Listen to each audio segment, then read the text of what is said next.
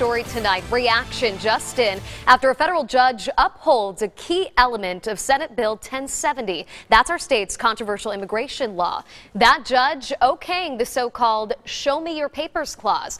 It allows officers to question the immigration status of anyone suspected of being in the country illegally.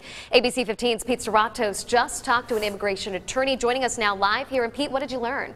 Well, this has been met with resistance from immigration advocates, some of them saying it could lead to racial profiling against Latinos, but that federal judge yesterday decided this was simply not the case.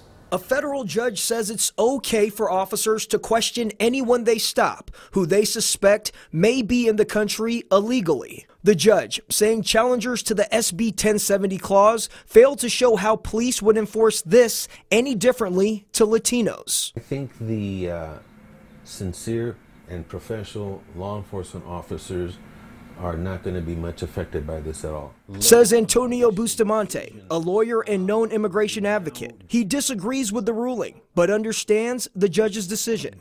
She cannot ahead of time decide that there is going to be anybody with the ill will to do something like racial profiling. She cannot anticipate that. Bustamante says a majority of the law has already been ruled unconstitutional by the U.S. Supreme Court, such as requiring undocumented immigrants carry registration papers and preventing them from seeking work at public places. And while he believes most law enforcement agencies won't practice this provision, it leaves open the possibility on a per-case basis. It could just be a problem that will be perpetrated by an individual police officer because of their own prejudices.